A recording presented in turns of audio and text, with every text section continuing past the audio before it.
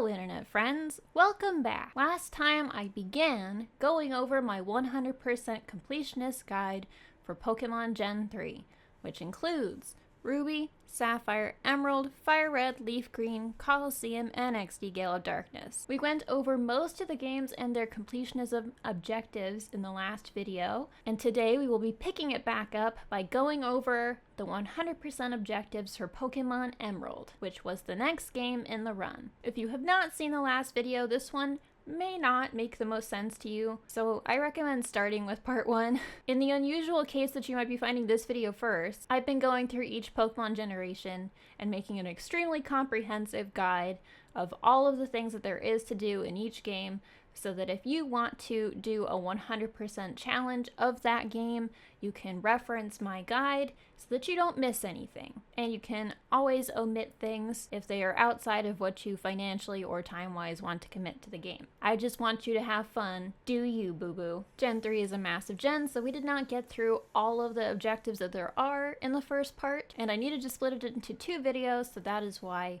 this is part 2. The guide is a written guide hosted on my Patreon. And the benefit of having this be 2 parts is that I posted the first video part of this guide and got a bunch of feedback and suggestions for stuff to add to the guide from viewers. So thanks a bunch for improving the guide. So this is the guide as hosted on my Patreon. Now, once again, links to this guide will be in the video description and in the pinned comment, so it'll be easy for you to find. Sir Toasty Toes submitted some additional Pokeblock recipes that do not require the Nut Pea Berry and will still give you absolutely maxed out contest stats, which means that the Nut Pea Berry, as I went over in the first part of the guide, is actually no longer a required e-reader card.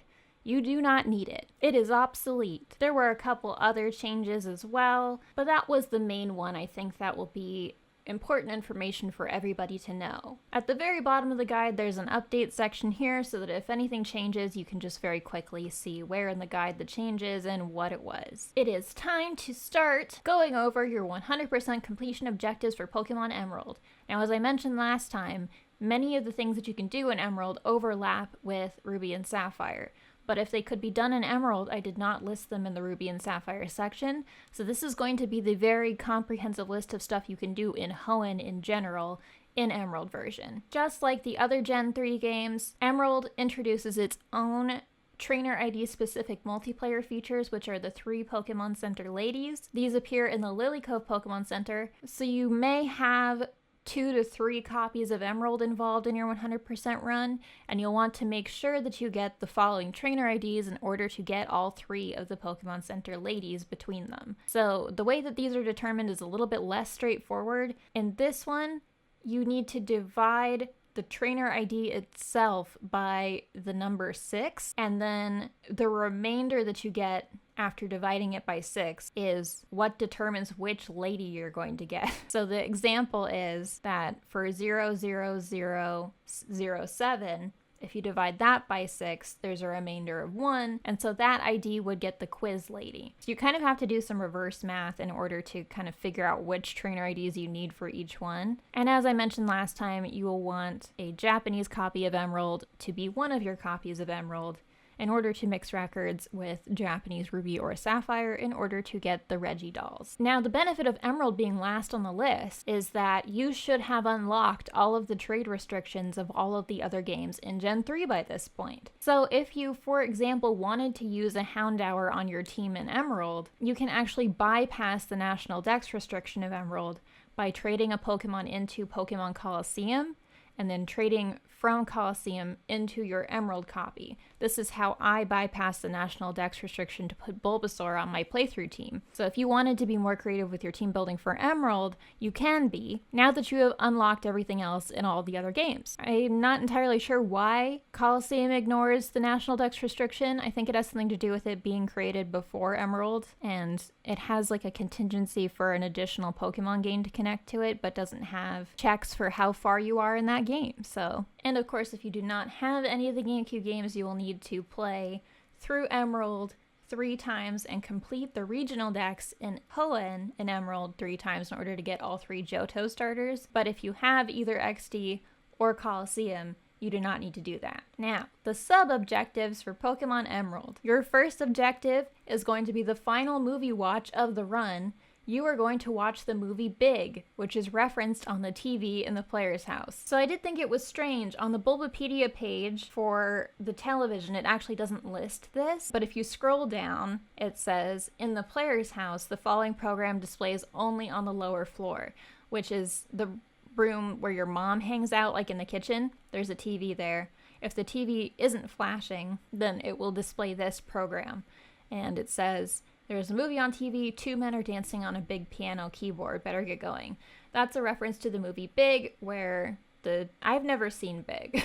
I don't know the characters' names, but they're dancing on a big piano keyboard at FAO Shorts. This is the keyboard reference by the TV. As always, you're going to catch all of the Pokemon in Emerald in each area as you go to work on the Pokedex. Now, you should already have a lot of these Pokemon from doing all these other games, but you're probably going to be missing a majority of the Hoenn region-specific Pokemon if you didn't catch them all in Ruby and Sapphire, so just catch them all as you go. This game fortunately allows you to get both fossil Pokemon, but you will need to trade the starters from the other Ruby and Sapphire games. And the next objective is to find all the items on each map. Use guides in the item finder to find them all if you need to. Once you get an HM move, you go back to all the previous areas that you've already been to and do another sweep through the region to get any items that you can now reach with those HM moves. Hoenn unfortunately requires the use of both Cut and Rock Smash all the way until the end of the game. So if you don't keep those in your party, you will need to make additional passes later to get the items that you get from Cut and Rock Smash. You'll also need to make passes through the region for both the Mach and Acro bikes, because you can only have one at a time. The Mach bike will allow you to reach most things, but the Acro bike is required for parts of the Safari Zone and the Route 19 area, as well as maybe some other places in the game that I'm not thinking of at the moment. There's some easy to miss hidden items on the beach on Route 104 with the item finder and behind the Pretty Petal Flower Shop. Some people don't know there's an area back there. There's a bunch of hidden items. And re-explore Petalburg Woods after you get cut, because there's some hidden items on the east side that you can only access with cut. And return to Granite Cave with the Mach bike after you've gotten Flash to obtain some hidden items there. Talk to all NPCs and read all signposts. So the researcher blocking Route 102 in Oldale Town will have dialogue that you can miss if you don't talk to them before you beat the rival on Route 103 at the very beginning of the game. You can fill out your trainer card info by talking to the NPC in the Petalburg Pokemon Center. And some people don't know about this area. After you enter Rusturf Tunnel from the Verdendorf town side, there's a secret area of Route 116 that can be accessed by going directly left from the entrance. And out there's a hidden item and an NPC. You talk to the guy, he says he's looking for his glasses. You find the hidden item, which is the black glasses, talk to him again, and he will react to you finding the glasses and then leave. So there's some easy to miss dialogue that I have outlined for you here. Return to Little Root Town and talk to your mother after defeating Norman to get the amulet coin. Return to Rustborough's Devon Corp after delivering the ship parts to Captain Stern in Slateport to receive an EXP share. Return to Dewford Hall after you receive the Balance Badge to receive a TM for Sludge Bomb from an NPC. Dewford Hall is the place where you put in your trendy phrase. Take the scanner that you find in the abandoned ship to Captain Stern in Slateport to receive either the Deep Sea Tooth or the Deep Sea Scale, and you'll want to take whichever one you didn't get in Ruby or Sapphire so that you have both evolutions of Clamperl. Take a Pokemon with a friendship of 150 or higher to the woman at the Pokemon Fan Club in Slateport to obtain a Soothe Bell. Bring a Harbor Mail, which you can purchase in the Slateport Pokemart, to the NPC in Mauville City in one of the houses. You can give her the Harbor Mail in exchange for the coin case, which you will need. Just a reminder to grab some Harbor Mail while you're there, in case you don't want to make another trip back down, but you probably will be anyway, because you'll want to fight all the trainers on Cycling Road. So Trainer Hill is one of the new locations in Emerald that isn't in Ruby and Sapphire. You will eventually be going here to clear it just like you cleared Trainer Tower in Fire Red and Leaf Green. In Trainer Hill, you can access it before it's technically fully unlocked, and there's different dialogue inside the building before you've cleared the game and unlocked full access to Trainer Hill, and then of course different dialogue after you do that. Give Professor Cosmo in Folliver Town the meteorite after you retrieve it from Team Magma, and he will give you the return TM. Fossil Maniac has different dialogue at various points in the game. He is located in his house in Folliver Town, so he has unique dialogue before beating the game, unique dialogue after you obtain the National Dex, and unique dialogue after you find a fossil. So make sure you talk to him more than once to read all of that dialogue. Don't forget to return to Mount Pyre after the climax to see Maxie and Archie returning their orbs. Scott is a new NPC that follows you around Hoenn. Most of his encounters are not missable, but you can miss talking to him in the Lily Cove Motel before Team Aqua steals the submarine. He is asleep at one of the tables, so don't miss him. So the Pokemon Trainer Fan Club in Lily Cove is another area that has different dialogue at multiple points in the game depending on what you've done. So talk to them before you beat the Elite Four, after you beat the Elite Four, and then after you win a Link battle. Much like the old guys, the Pokemon Center ladies can be passed back and forth between your games via mixing records, and the contest lady has multiple different storylines that can have different outcomes depending on which Pokeblocks you give her between the two games that contribute. So make sure you do it enough to see at least the best outcome, but if you want to, you can try for all three, which is like she loses very badly, or she wins. During the wild weather of Kyogre and Groudon during the climax of the story, there's a few places throughout Hoenn that will have different dialogue. So check the Weather Institute, Lily Cove Department Store, like try and go all the way up to the roof and see what happens. Moss Deep,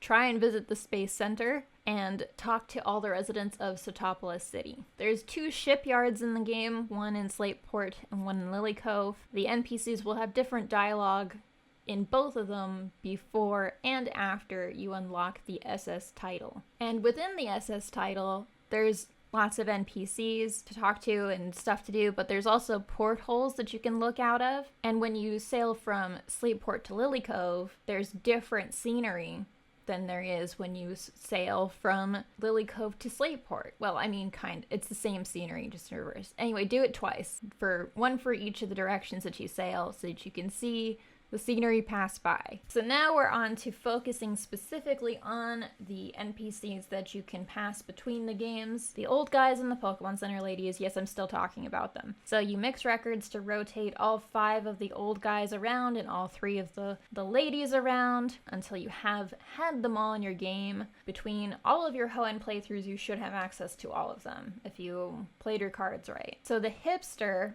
is the red one that you can get in Ruby Sapphire or Emerald. All 3 of those have the hipster. He teaches you new quick chat words, but he only teaches you 1 every time that you pass him to the game. So pass him to your game over and over again until you have learned all of the words that he can teach you. He will eventually just say, like, you know them all, or not have anything to tell you. The storyteller is another one that you can pass back and forth. I want to say he's pink, so he can tell stories about you to other games if you talk to him and then mix records to other games. And most of the things that he can tell other players about are things that you don't have to go out of your way to try and do, but there are some that you may need to deliberately intentionally try and do in order to get him to tell stories about them to other trainers. So you can pass him back and forth until he has records for all of the following things. Save the game an impressive number of times. That may also happen without deliberate effort, but you could also save extra times just to make it an even bigger number. Cut down trees an impressive number of times. You'll probably cut some trees down throughout the game, but you can, once again, like, go out of your way to cut them down an absurd number of times. Move your secret base to a new location. I typically, like, pick one secret base and then, like, never move it. So you might have to deliberately move your secret base. Ride the cable car to Mount Chimney an impressive number of times. There's another objective here at that Mount Chimney cable car that might assist you with doing this. Do interviews at the Contest Hall, Oceanic Museum, Pokemon Fan Club, Battle Tower an impressive number of times. Like, just be interviewed a bunch. Go into the Safari Zone an impressive number of times. Bathe in the hot springs multiple times. Try to change the trendy phrase at Dewford an impressive number of times, and you don't have to be successful. Like, they sometimes will reject the phrase that you give them. I think that's not very common, but they will. Even if they don't accept your phrase, it still counts. Enter contests an impressive number of times. Win contests an impressive number of times. Catch Pokemon by fishing an impressive number of times. So just do a lot of fishing. Smash an impressive number of rocks. Catch an impressive number of Pokemon. You're definitely going to be catching a lot of Pokemon, but you can go out of your way to catch a bunch of them. Heal Pokemon at your house in Little Root specifically an impressive number of times, which you would also have to go out of your way to do because it's not like you would be doing anything in Little Root that would require you to heal basically ever. Jump down ledges an impressive number of times. Use the move Splash in battle at all, which is something you may never do without going out of your way to do it. Enter routes where rain is falling an impressive number of times. Check the Pokedex an impressive number of times. I don't think I ever deliberately open the Pokedex when I'm playing, so except when I'm hunting roamers or something. But that's one thing that you may never do unless you intentionally do it for this goal. Make an impressive number of Pokeblocks. Watch TV an impressive number of times. Check the clock in your room in Little Root an impressive number of times. I think I never check it deliberately after I've already set it at the start of the game, so that's something you will have to go out of your way to do. And you struggle in battle at all. Another thing you may never do without going out of your way to do it. The next objective is to battle all of the trainers in the game. In Emerald, there's twice as many trainers as there are in Ruby and Sapphire, and I would say over half of these trainers are placed strategically to allow you to take them on individually or as a double battle, so that they will both notice you at once and it will start a double battle instead of a single battle. So try to do as many double battles as you can. Return to Meteor Falls after you beat the Elite Four and battle the champion Steven. Return to Mount Chimney's Peak after reaching Lava Ridge Town in order to battle the trainers there. So when you go to Mount Chimney during the story, you fight Team Magma during Emerald. You have to go back there after you've reached Lava Ridge Town for there to be normal trainers there for you to battle. They're like beauties and experts. Stuff you can miss, so you can also get a lava cookie up there. Use Trainer's Eyes to rematch all the trainers you register at least once. You may need to make a spreadsheet to keep track of that. Rematch the gym leaders a maximum amount of times to battle all their teams. So here's Winona, for example. In her first match, this is her team, but she has 4 rematches you can do, each with a different team. For each gym leader rematch, there is a 31% chance for a gym leader rematch to become available after every 60th wild encounter, every 20th trainer battle, and every 20th Battle Frontier battle. So if you battle wild Pokemon or trainers a lot in the Frontier, after every chunk of them that you defeat up to these numbers, you have a 31% chance for a gym leader rematch to become available, and you would check your Pokenav to see if they've got the battle symbol next to their name and then go back to them and rebattle them. Each gym leader has 4 teams ordered from lowest levels to highest levels, and they will use each team after the player defeats their previous team. Watson is not available for rematch until you have completed the new Mauville side quest. So Wally can also be rematched, and he can be rematched 7 times. I guess each time he rewards a different amount of money. And it's not clear whether his team changes. So Wally is treated like a regular trainer by the match call. He has a percentage chance to trigger every 256 steps that you walk, and then he will be available to rematch you. He also appears in a different spot in the cave, I think, for his rematches than he does for his first battle. In Emerald, his first battle is not where it is in Ruby and Sapphire. It's towards the beginning of the cave, but his rematch battles are where he would appear towards the end of the cave in Ruby and Sapphire. There's 2 swimmers on Route 103 that are kind of easy to miss because you don't have to go that way. They're just across, they're in that connecting little pond between the part of the route at the beginning of the game and the part of the route that's near the Trick Master. So you have to surf across there to battle the trainers. Clear all 8 levels of the Trick House. 1 is unlocked after beating the Elite Four. The Trick House challenge is slightly different in Emerald than it is in Ruby and Sapphire, and you need to do this anyway to get the tent decoration. So make sure to get the one that you didn't get in Ruby and Sapphire to get both color tents. And battle all of the trainers on the interior floors of Mount Pyre, which you also never have to do, but for the 100% challenge, there's both items and trainers in the tower, so you should go all the way up to the top, battle everybody, and get all the items. There are 4 unique in-game trades for Emerald. You should get all 4 of these guys in order to get more trainer IDs for the Lily Cove Lotto, to get better chances to win that Master Ball. You trade Ralts for C-Dot, Volbeat for Plusle, Bagon for Horsey, and Skitty for Meow. So Walda Pepper is a new NPC in Emerald. She has a function that allows you to create box wallpapers. Now this is a slightly unused function of the game. Basically, you have to generate a unique phrase to tell her based on your trainer ID and many other factors to get a specific box wallpaper. So you can actually design kind of a custom wallpaper and get it this way. I'll show you the generator in a minute. The only time that this was ever used in any official capacity was the Daisuke Club, which is the official Pokemon fan club, in September of 2004 on their website, let you put in your trainer ID number and they gave you a code to get this specific wallpaper. This wallpaper is the only canon wallpaper that you can get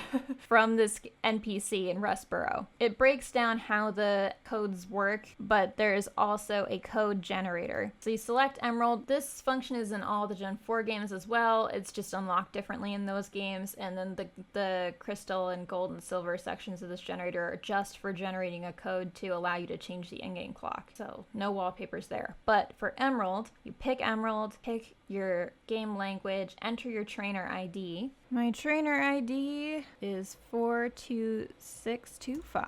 So I believe for my game I picked Azumarill stars. No, 5-star. This looks right. Apparently the Japanese versions have a couple of additional elements you can choose that are not in the English versions, like this ribbons wallpaper is not in the English version. And this decoration is not in the English version. So most of these were never used in any official capacity. But you can do some really specific things with this, change the colors, change the patterns, make it look however you want. Yeah, you can get all kinds of stuff with this. So yeah, this would be the code that I would need to get the Daisuke Club one for my game. So yes, you go to Rustboro City and walk into the house that's north of the Pokemon Center, talk to Wanda's father, and he will ask for a good phrase. Unlike picking using the quick chat system, which is how you pick all the other phrases in the game, this time you type in a case-sensitive password, which in this case for my trainer ID is this, and he will give me this wallpaper. If you want to give him another code, you can change this wallpaper, but the original one gets replaced with a new one. That's one thing that you can miss doing. I think it was meant to be kind of like a way for them to give out event wallpapers, but they just never used it for anything other than the Daisuke Club. Now, Ribbon Master stuff. I went over this mostly in part 1 already because you have to do some planning for your Ribbon Master, but you'll be carrying out most of the planning in Emerald to get them the ribbons. So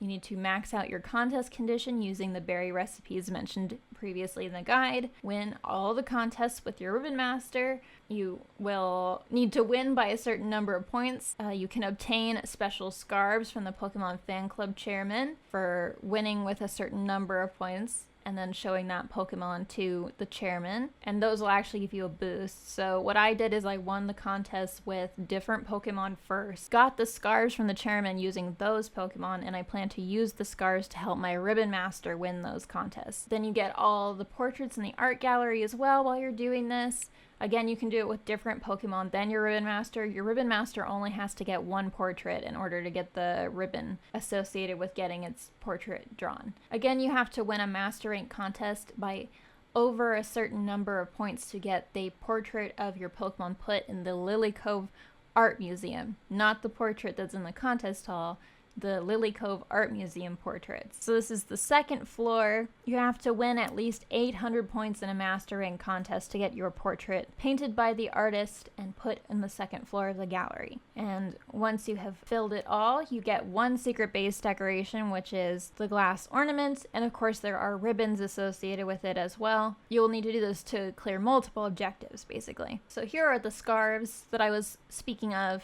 There's a color scarf for each contest. You have to show the Pokemon Fan Club chairman in Slateport City Pokemon with at least 200 in the scarf's corresponding condition.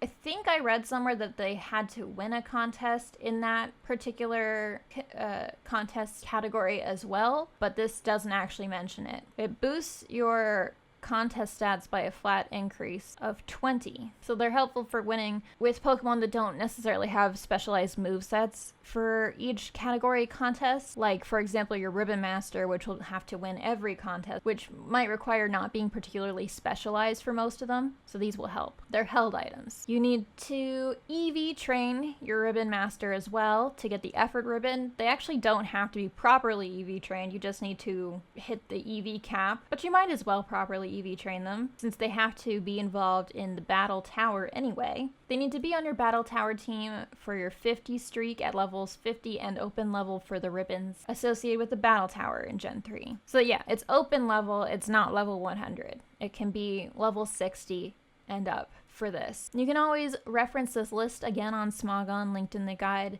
to see all the ribbons that there are if you need a refresher on what you need to do to get them, and make sure that you've got them all. Now, the trainer card stars for Emerald. First one is beat the Elite Four. Second one is complete the regional Pokedex. The third one is to win all the Master Rank contests and unlock the paintings, which you just went over. And the next is to win all of the gold symbols in the Battle Frontier. There is a section in the Emerald Guide on the Battle Frontier, so we will be getting to that in a moment. So Mirage Island. Mirage Island is a very hard to reach location in Gen 3.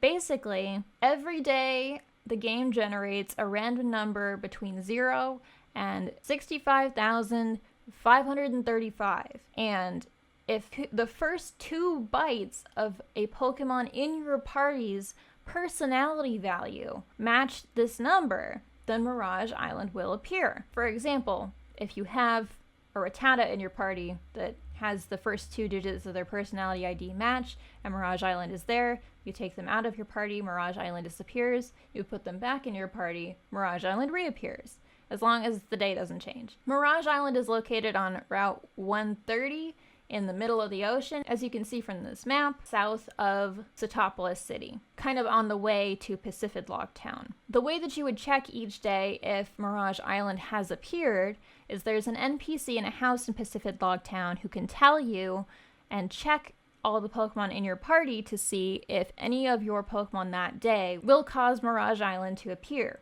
The problem with this is he only checks your Pokemon in your party, and the game only checks the Pokemon currently in your party. It's not quick to change all of the Pokemon in your party each day and cycle through boxes and boxes and boxes of Pokemon from 7 games, all moved over to your Emerald. It would take all day, basically every day, to check every single one of the Pokemon that you currently own in order to see if one of them triggers Mirage Island for that day. This is not an easy thing to hunt. It's not an easy thing to check for. The odds of you getting it without deliberate effort are lower than encountering a shiny Pokemon. If you have a party of 6 Pokemon, the odds are 1 in 65,536, so it's pretty bad. On Mirage Island, this is the only way to get one of the berries in this gen, the Lychee Berry. The only other way to get this is from an event Pokemon, which is not in the vanilla game, basically. So the only way to stop this number from changing is if you have a dead battery. Even if you hit 999 hours and 59 minutes, the game will keep generating new Mirage Islands. There's basically 2 ways that you can do a dedicated hunt in order to get Mirage Island to appear. The first one is the fully legitimate way, which will probably take you a really long time. It's basically shiny hunting, but with worse odds. So you also can't ever see what your Pokemon's personality value is when you catch it, and you can't ever see what number the game has generated for Mirage Island. In normal gameplay, you can't see these numbers. The way that you hunt this with a working clock battery, you can either check daily, the way I mentioned, by filling up your party with 6 Pokemon, talking to the guy in Pacifidlog Town, going back to the PC, putting a different 6 Pokemon that you already have in your party, going back to the guy. The problem with Pacifidlog Town is that you can't run basically anywhere in the town, so it's very slow doing this. So if you show him all 400 or so Pokemon that you have in your PC boxes every day, if you have full PC boxes, which you can pretty easily do, if you have played all of the other Gen 7 games and just move everything over using Pokemon Box, Ruby and Sapphire. You check all 400 of them every day. Actually, this guide says that it's faster to save in front of the PC. Fill up your party with 6 Pokemon, walk to the guy, check and see if he sees Mirage Island, and then soft reset so you don't have to do the walk back. From their experience, every 100 Pokemon checked is 20 minutes. The second method, other than checking Pokemon that you already have, so this is a guide also by Polyduragon on Pokemon Ribbons on Reddit. So the second method, if you've already checked all of your stored Pokemon for the day, is you save just left of the entrance to Route 130, catch 5 wild Pokemon, surf right onto Route 130 to see if those Pokemon trigger the island being there. And that takes about 5 minutes to catch and check the 5 Pokemon and then reset. Some people prefer to do it this way because you can find shiny Pokemon while you do this, like full odds, because the odds are technically higher for you to find a shiny Pokemon than they are for Mirage Island to appear. But keep in mind that Emerald's RNG is broken. So if you do this method, you may end up catching the same 5 Pokemon over and over again in Emerald. Now, you can RNG manipulate Mirage Island. Basically, what you would need to do is dump your save file, check your value, like what the number is that the game is looking for to get Mirage Island to appear, and then go into Pokefinder and search for a Pokemon with that personality value that will get it to appear. And then RNG manipulate any static encounter or, something easy to manipulate in order to get a Pokemon with that personality value. The problem with this is that there's no way to do this without basically like third-party software because you can't ever normally see what that number is that he's looking for, and the number always changes as long as you have a working clock battery, so it's going to be different every day. Yeah, Mirage Island's really hard to get to appear. It is necessary in order to get the Lychee Berry. I ended up opting for RNG manipulation because I just did not find it feasible to check 400 Pokemon in your party every day by talking to the guy over and over again to see if you can get it organically to appear. So that's my dirty little shameful secret. I've included an RNG manip guide for it. You can also much more easily RNG manip it on dead battery, Emerald or Ruby and Sapphire, because then the game will stop generating new numbers. So that would be a little easier. The next objective is to obtain all of the special eggs from Pokemon Box Ruby and Sapphire. Pokemon Box Ruby and Sapphire was a Pokemon storage system management software basically for the GameCube. I wouldn't call it a game. It's basically just the Professor Oak's Lab features of Stadium 1 and 2. It's not nearly as convenient to use as the N64 equivalent because most likely you're not going to be using a North American copy. Those are extremely rare. They were only sold at the Pokemon Center in New York for a select number of years, and very few people got them because it was not a hot item. So there's the barrier of needing to boot a disc that is most likely outside of the region that your hardware is designed for. You have to have an English copy of the game to play with English games. So you need the PAL version to play with your North American games, and you would need the Japanese version to play with your Japanese games. You only need one, though. That's just me explaining that it's language locked, basically. If you deposit certain numbers of Pokemon into Pokemon Box, you are rewarded with gift Pokemon eggs. There's also restrictions for who can deposit and withdraw Pokemon. Of course, you cannot use this software to circumvent any trade restrictions. Don't even think about it. 4 gift Pokemon eggs you can get. The Swablu is given to you immediately upon connecting for the first time with a new game. The Swablu has False Swipe, which is a unique move, an event move for this specific Swablu. You get the Zigzagoon egg once you've deposited 100 Pokemon into Pokemon Box from one single save file. The annoying thing about these eggs, you are going to be depositing Pokemon from all of your save files into Pokemon Box. You only get the gift eggs if you deposit this number of Pokemon from one save file into the box. So if I deposit 200 Pokemon from Emerald and 300 Pokemon from Fire Red and Leaf Green, you don't get the egg for the 500 Pokemon deposited to get Skitty. I have to deposit 500 Pokemon from Emerald to get the Skitty egg. Just explaining, these numbers are from one save file. So The Zigzagoon has extreme speed. This is a very cool Zigzagoon. Unfortunately, you cannot like reset these to get different natures, so you can end up with an unusable one. The next one is a Payday Skitty, another unique move for 500 Pokemon deposited, and the final one is a special surfing Pichu that you get if you deposit 1,499 Pokemon from one save file into Pokemon Box. Obviously, any game can only have around 400 Pokemon in storage, so it's very difficult to do this from one save file. What I ended up doing was 1,499 is basically like the max that Pokemon Box can hold. So I filled Pokemon Box all the way with Pokemon from all 7 Gen 3 games. And all of my many playthroughs. Just filled it up with Pokemon from many different games, because it's easier to do it that way than to have to start from scratch in one game. Then I created a new Pokemon Box save file on a different GameCube memory card. Then I withdrew 400 Pokemon at a time back into my Emerald version from one memory card and deposited them into the new memory card from my Emerald, and repeated until all of the Pokemon were moved from one memory card to the other using Emerald. Then the game will count all of the Pokemon as coming from one save file, and you can get this Pichu egg. Even doing it that way, it took a long time. But this is why you need 2 GameCube memory cards in order to get all of these eggs. The most efficient way. You can also do a dedicated, like, filling up Pokemon Box grind, just catching or hatching tons and tons of Pokemon. And you may, if you're breeding stuff for the frontier, just have a lot of Pokemon to deposit, but that's how I did it. So next you're going to complete collections of items. Here is a list of decorations that are in Gen 3. There's basically a handful of stores throughout Hoenn that sell most of these. Some of them are easier to get than others. As mentioned earlier, you get the sculpture from the Lily Cove Art Museum by filling it with paintings, portraits of all of your Master Rank winning contest Pokemon. The hardest ones to get, period, in the whole game are the Gold Shield and Silver Shield that you get for winning 500 straight wins at the Battle Tower or 100 straight wins at the Battle Tower.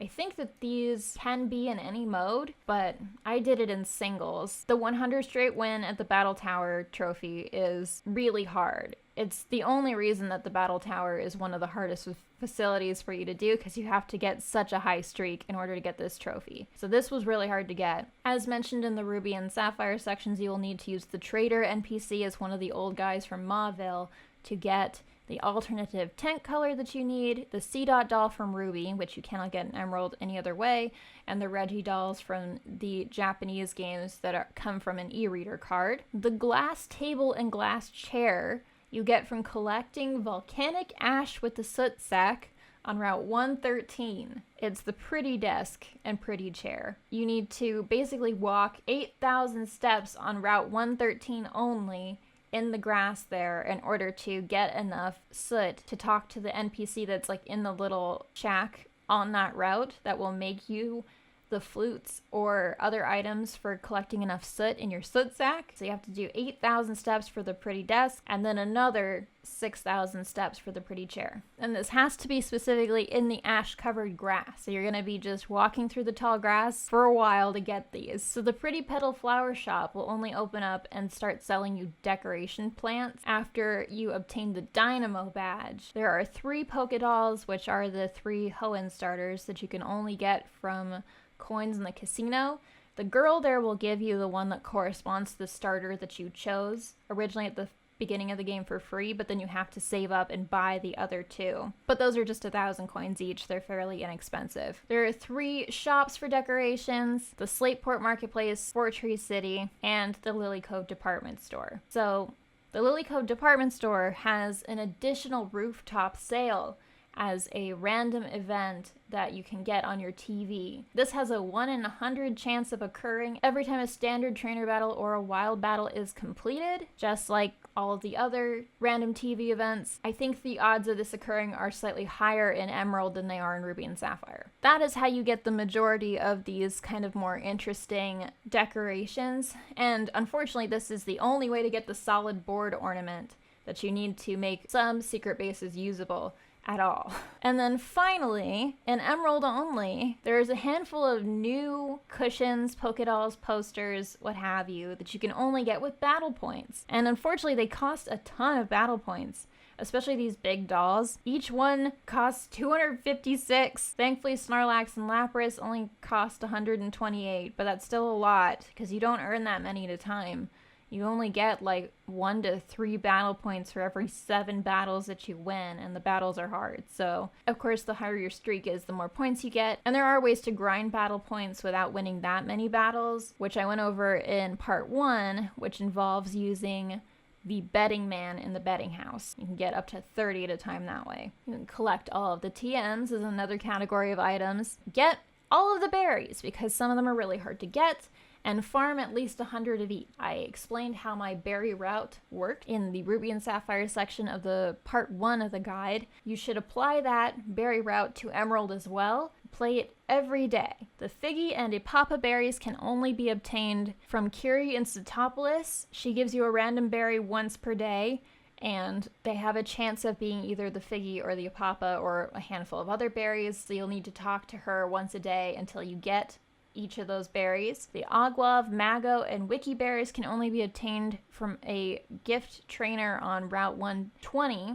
with a specific trainer ID number. So I went over that also in the Ruby and Sapphire section of the guide in part 1, that you need to make sure that you have 3 specific trainer IDs across your home games in order to get each of these berries. The Corn, Magus, Rabuta, and Nummel berries can only be obtained as gifts from the Berry Master or as prizes from Dodrio berry picking, which we went over in the Fire and Leaf Green section. The Spellon, Pamtree, Watmill, Durin, and Bellu berries are only obtained through giving specific phrases to the Berry Master's wife using easy chat words. And the easy chat words that you need to tell her, you only get after you beat the Elite Four. So these are some of the more useful berries for getting good contest stats. Unfortunately, they're locked behind beating the Elite Four. So it's hard to get like my Lodic, for example, before the Elite Four, because you usually need to use like 1 or 2 of these specific berries in order to get good enough beauty to evolve one. So the Berry Master's wife, you need to tell her these phrases. You can tell her 1 per day. And you need Great Battle for the Spellon berry, Challenge Contest for the Pamtree berry, Overwhelming Latias for the Watmill berry, Cool Latios for the Durin berry, and Super Hustle for the Bellu berry. Actually, you can get the Spellon berry, it looks like, before beating the Elite Four, but none of the others, because you can get Great and Battle before beating the Elite Four, but you can't get Contest, Latios, Latias. So 4 of them contain words that you need to beat the Elite Four to get. The Lychee berry, as I mentioned, is only available on Mirage Island. The Ganlon, Salak, Pitaya, and Apricot berries are only available from Coliseum or XD using Poke Coupons. The Lancet berry is only gifted to you from Scott at the Battle Frontier once you get all of the silver symbols.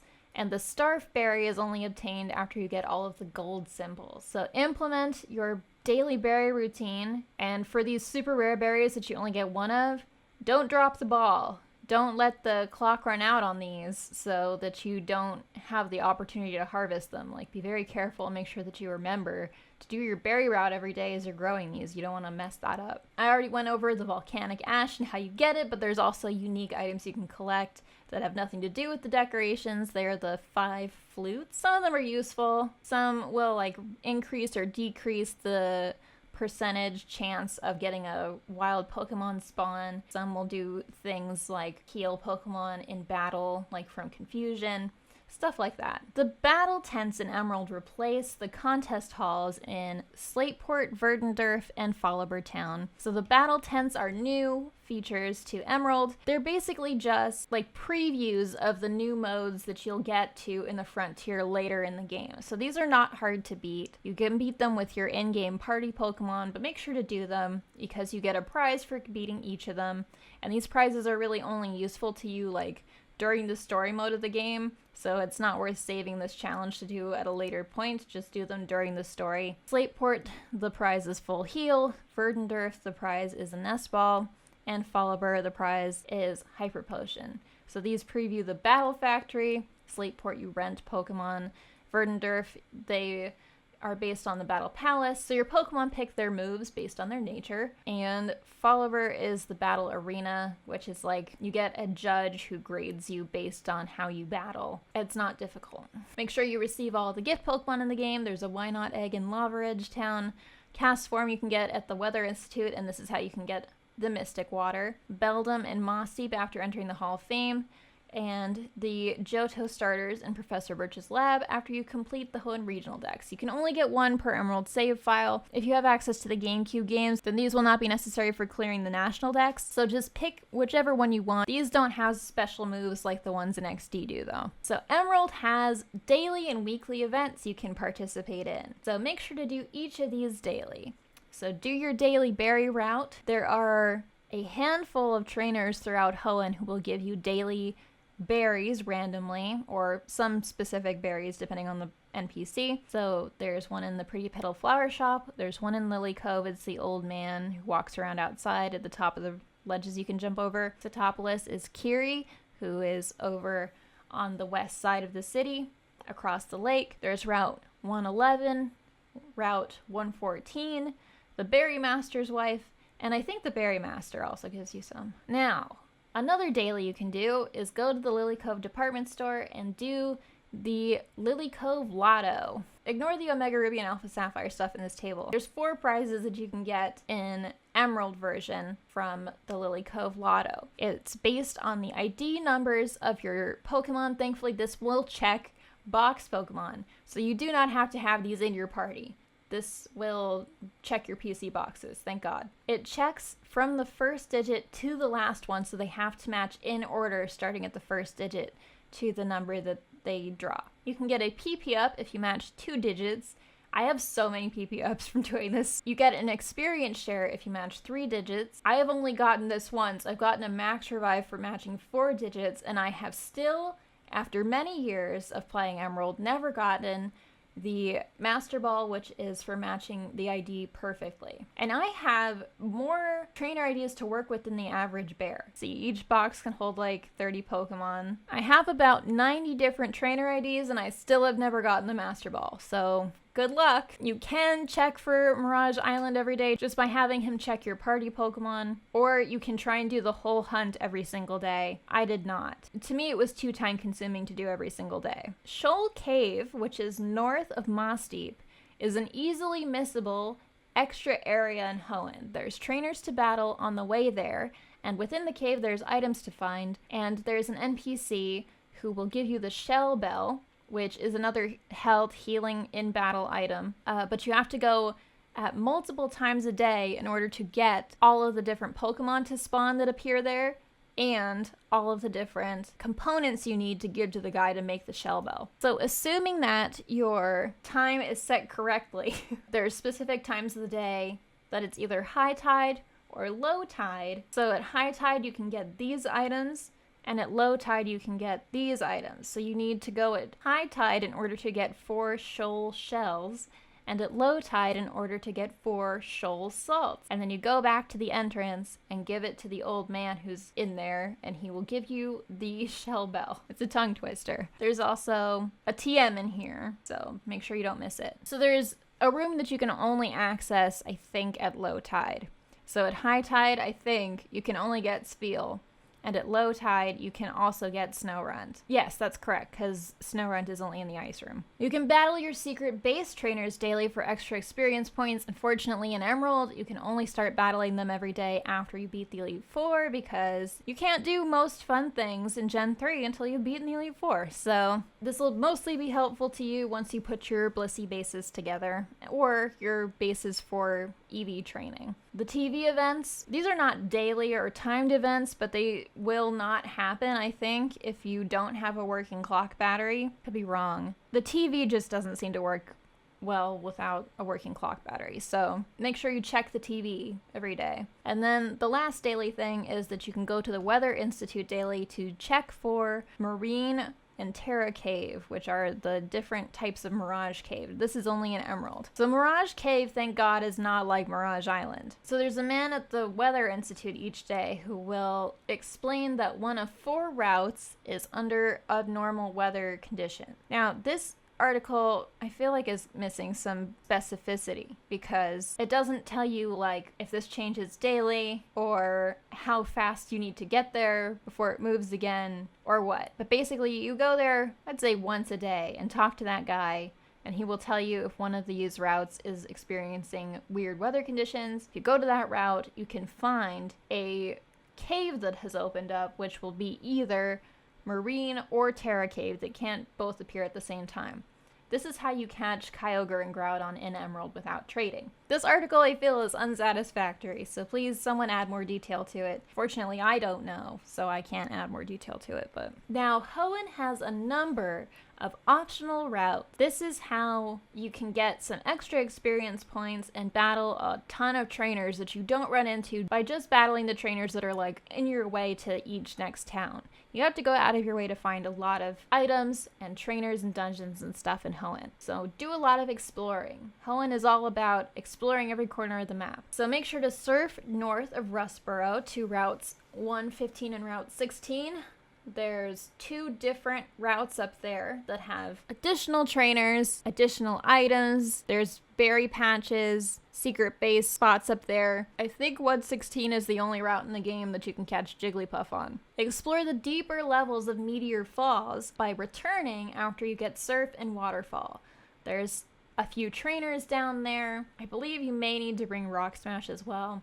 And you can catch Bagon and get some additional items. Surf onto Route 104, 105, and 106 south of Petalburg, exploring the whole area and finding all the items and trainers there. So normally during the gameplay, you take Mr. Briny's ship through this route. You don't have to surf this way, but you should surf this way because there's hidden stuff for you to find. There's also one of the Reggie Chambers on this route. Then from Dewford, surf onto Route 107, 108, and 109 to the east and explore all that area, finding hidden items and battling all the trainers. On Route 108 is the Abandoned Ship, which is a totally missable little dungeon full of trainers and items. I don't think any wild Pokemon spawn there except in the portions where you're surfing and diving, but get some good stuff there. After you beat Norman, Watson appears outside his gym in Mauville. If you go back to Mauville after you beat Norman, Watson will give you the key to New Mauville,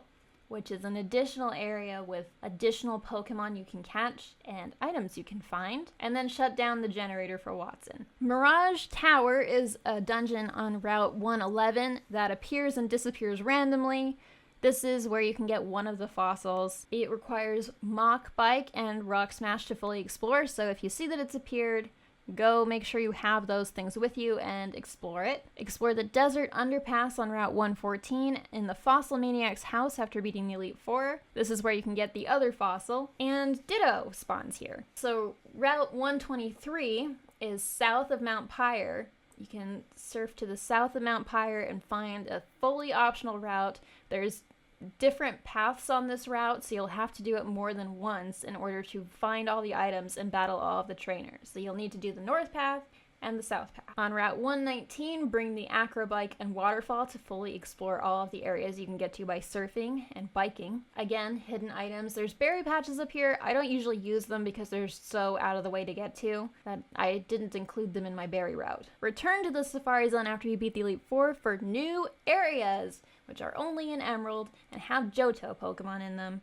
And you'll need to enter these areas with both the Mach and Acro bikes to see everything and get all the items, because there's also items on the ground in the Safari Zone. Make sure you fully explore all of the ocean routes with dive, so that you can dive for all of the treasure, the shards and the pearls and all of the cool stuff you can find in the ocean. So that's 124, 125, 126. So that's basically routes 124 through Route 131. Fully explore the Seafloor Cavern, which is the cavern where you find Team Aqua after they steal the submarine, with Rock Smash and Strength, because there's a few things you can miss there. And return to the Sky Pillar after the first time that you have to go there for the story with the Mach Bike and get to the top to catch Rayquaza. It is also a good place to train if you need to. Routes 132 through 134 to the west of Pacifidlog Town you will have to do multiple times as well, because of the currents, you have to enter it like very top, from the top middle, bottom middle, and very bottom. And then on Route 134, I believe, is also a hidden diving spot where you can begin the Reggie quest. Make sure you make a secret base of your own to show off all of your rare and strange treasures. Since you're going to be collecting all the secret base decorations, you're going to have some really impressive stuff to show off. You can display 16 decorations at once. So, as I mentioned in the Ruby and Sapphire section of the guide, there's TV programs that will play about you and your friends' games when you mix records with them. In Emerald, these are the same programs, plus there are 16 additional programs that you can get if you mix records with another Emerald. This is why you also hopefully have multiple English copies of Emerald to work with, because otherwise you won't be able to read these stories in a language you understand if you speak English, which I'm assuming most of my audience does. The ones that are also in Ruby and Sapphire, as I went over in the last part of the guide, are changing a nickname at the name rater in Slateport, or going to do that and then canceling, participating in an interview at the Pokemon Fan Club in Slateport, making it a goal to catch many Pokemon in one day, and if you want, you can make it an impressive number for it to be like a more interesting story. In one shopping trip, buy more than 10 but less than 100 of one item. In one shopping trip, buy 100 of one item. Give nicknames to all the Pokemon you catch. Battle Gabby and Tai and use one move to knock out both of their Pokemon if you want to see the very best Gabby and Tai story play. Or you can try taking different numbers of turns to knock out all of their Pokemon in order to get different stories about yourself. Talk to the interviewer after completing a contest. Talk to the interviewer after participating in the Battle Tower.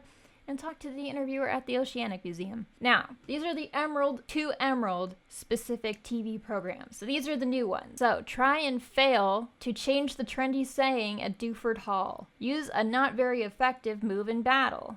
And you may need to go out of your way to do this. If you're like me, you probably won't be choosing to do that. Have a wild encounter with the shiny Pokemon. So for this, you can either shiny hunt, or in my case, I happen to run into like 6 full-on shinies just doing the berry route every day. If you've played long enough to do all this stuff, you may have just run into one by accident. Win the top prize from the Lily Cove department store lotto. I think there are different programs that can play for the different prizes you can get, but obviously the best and most elusive dialogue that you can ever read in the game is if you win the top prize. I guess you can also RNG manipulate this. If you save first, learn what the ID that they're looking for is that day, and then RNG manipulate a trainer ID in a different copy of the game that matches that number and then trade it over. Have a Pokemon with more than one ribbon on your team when you mix records for a unique story. It would be cool to have it be like your Ribbon Master with all the ribbons. Win a Link Pokemon contest in Emerald. There's different modes for the contests depending on which games you have to play with. Between different Emeralds, there's a unique Emerald to Emerald contest mode. But if you're playing with Ruby and Sapphire, then you have to do it with the link cable.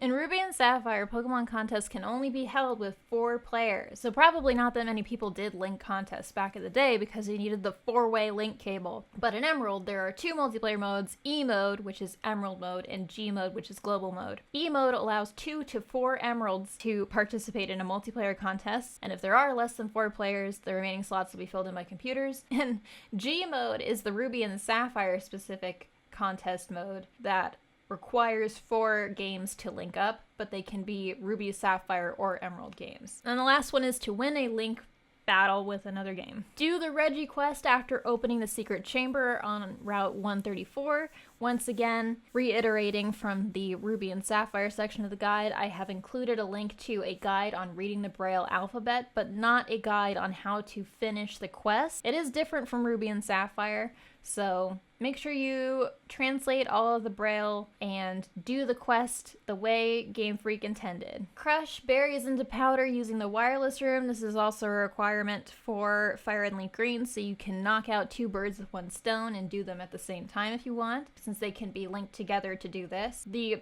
powder jar you get in Emerald from the Slateport Marketplace, and then you can exchange with that NPC to get vitamins for your berry powder, which is an easy way to get vitamins for the frontier, probably the cheapest possible way. Now, getting into how to earn all of the symbols. So the Battle Factory, you need a streak of 21 to get the silver symbol and 42 to get the gold symbol. This was a very hard facility.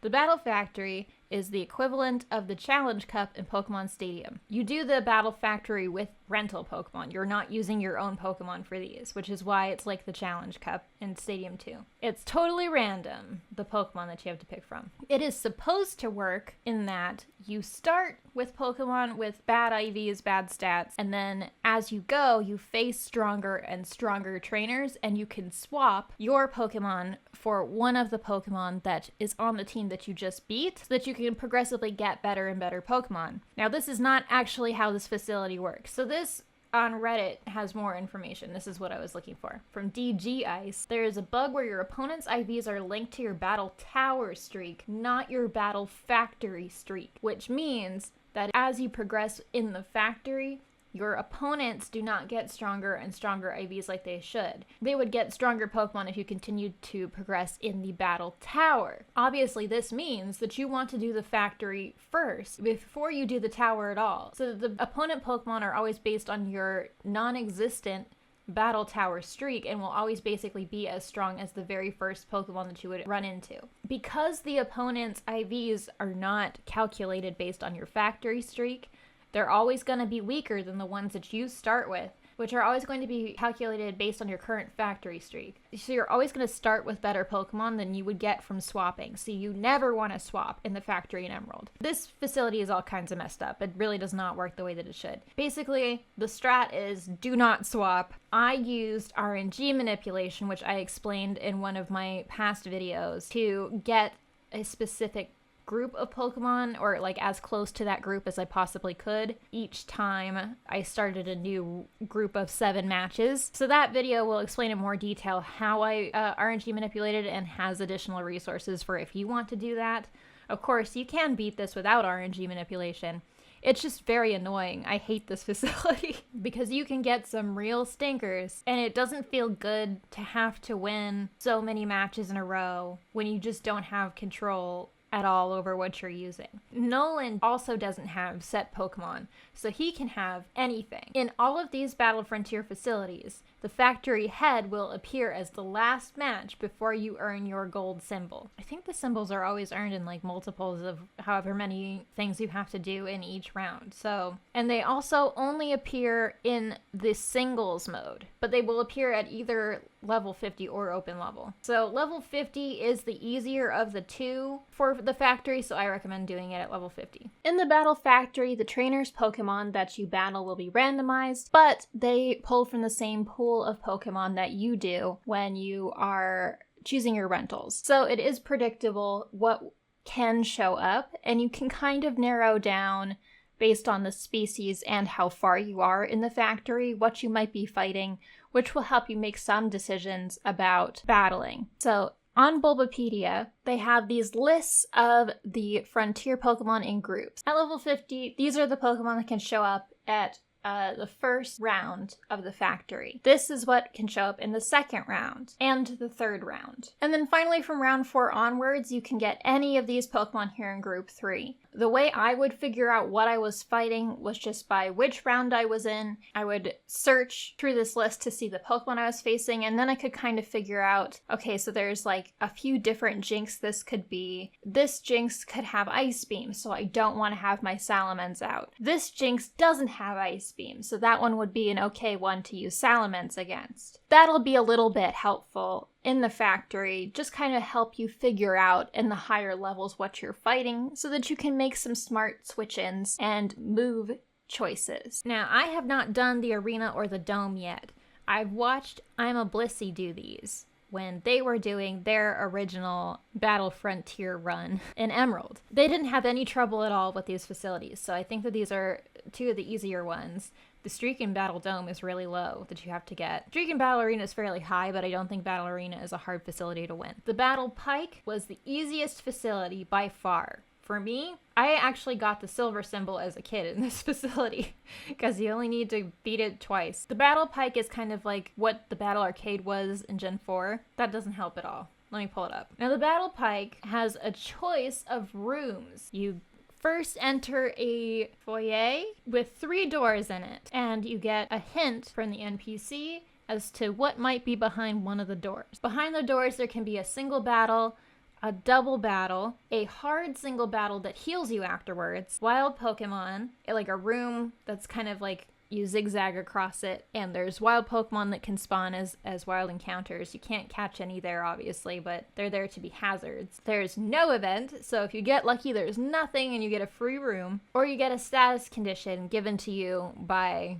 an NPC. Bad, poison, freeze, paralysis, sleep, or burn. The next option is 1 or 2 recovery. In this room, you get a heal, so this is what you want. And full recovery is what you really, really want. So those are the options of the rooms that can appear. So these are the hints that correspond to each thing. Each hint can correspond to 2 different things. So one hint will apply to 2 different kinds of rooms. So that makes it a little trickier. So the first hint is, for some odd reason I feel a wave of nostalgia. That hint can either be the status condition room or the recovery room. Is it a trainer? I sense the presence of people can either be a single battle or a full recovery. It seems to have the distinct aroma of Pokemon wafting around it. Is wild Pokemon or hard single battle and healing? I seem to have heard something, it may have been whispering, no event or double battle. From every path I sense a dreadful presence is what they say when you've reached the battle Pike Queen Lucy. So the hints that I always looked for that were the easiest way through were these 2. It seems to have the distinct aroma of Pokemon wafting around it. You want this one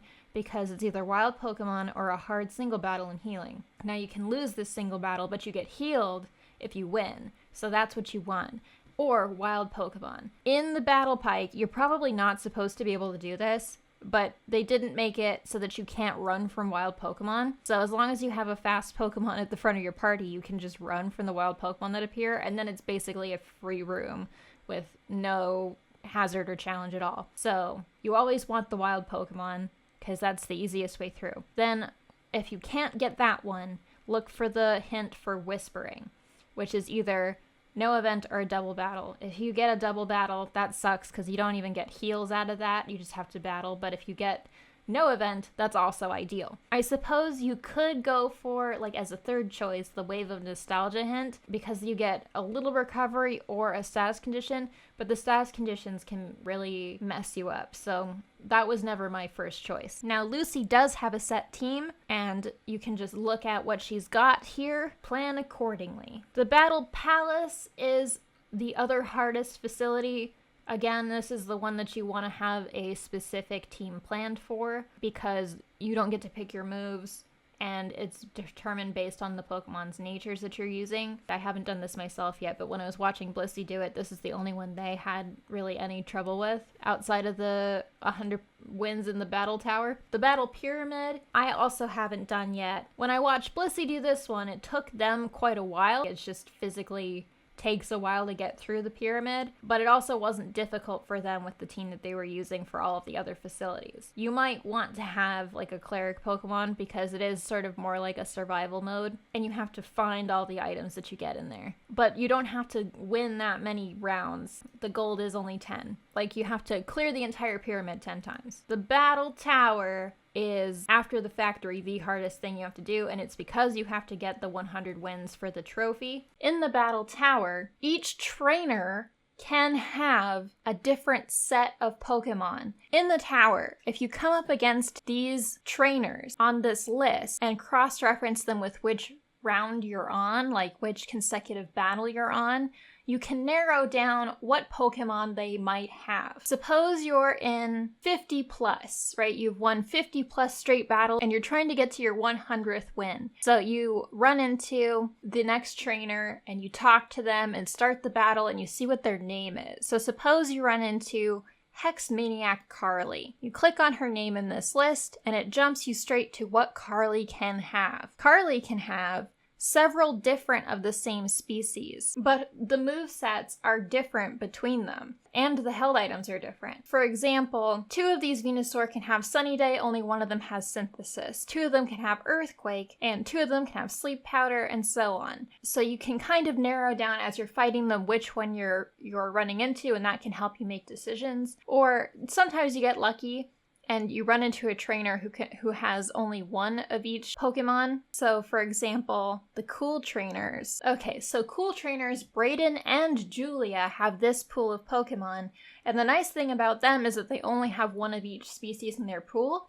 So if either one sends out any of these Pokemon, you know immediately what its moveset is. And we even, when you're getting up to the really high win streaks, like up past 50, we were sometimes having to think ahead in these battles to the point of using like damage calculators. So on Showdown, there's this damage calculator, and you can choose Advance, which will apply the Gen 3 rule set. So like this physical special, the lack of split, and then you can choose your Pokemon and their Pokemon. Like if you know your Pokemon's IVs and EVs, or like a general idea of what they are, you can fill all this out, and the same goes for their Pokemon, so you will have access to what their nature and EVs are because of this resource on Bulbapedia. So you'll be able to take a look at their spreads here and then fill them in this calculator.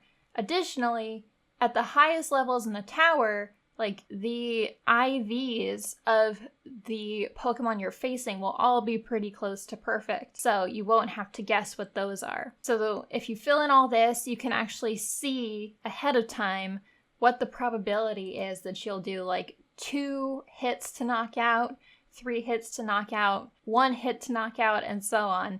And there were some fights where we actually needed to go through and use this. I was using Chaz as like my co-pilot for these, and I would go through and I would basically be in a situation where I would need to choose a move, and Chaz would fill out these damage calculators for me. I would already pre-fill like my Pokemon stats in it, and then we would calculate to see if that would actually win me the fight or not. Because the thing about the Battle Frontier, which is unique from the Stadium games, is it's not quite like there is a right answer and you just have to bring a good team that can take care of the set teams that you'll be facing. It's so random, and the consecutive wins you have to get, the amount is so high that you want to eliminate as much unpredictability as possible. Because if you get up to 50 and you lose, you don't get to use continues, you have to start from 1, and that can be very crushing. For me, when I was getting up towards my 100 wins, I was not taking any chances, and I was actually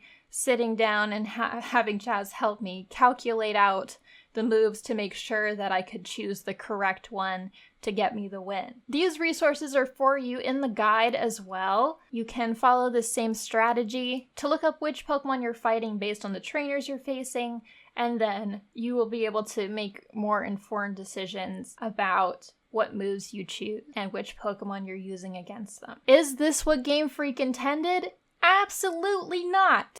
Game Freak, I think, didn't expect you to have any of this information. I think that they wanted it to be something that not everyone could do. I think they wanted only really lucky and persistent people to get the 100 win trophy for their secret base so that they could show it off to their friends, and that would be motivation for everyone to keep playing this borderline unwinnable scenario. Yeah, there's a huge amount of luck involved in this. Issue is that you lose all of your progress if something doesn't go your way. So I would say this is actually an extremely punishing mode, and I think the high of having won it was really high, but the actual process of getting it is not something I ever want to do ever again, and I'm not looking forward to doing it in Gen 4. If you are committed to getting the 100 wins for the secret base decoration, I wish you the best luck. You can stop at 50 for the gold symbol. You don't need 100 wins for all the symbols. Optionally, you can participate in all of the additional modes in each facility. So in the factory, there's singles and doubles. In the tower, there's singles and doubles and multiplayer.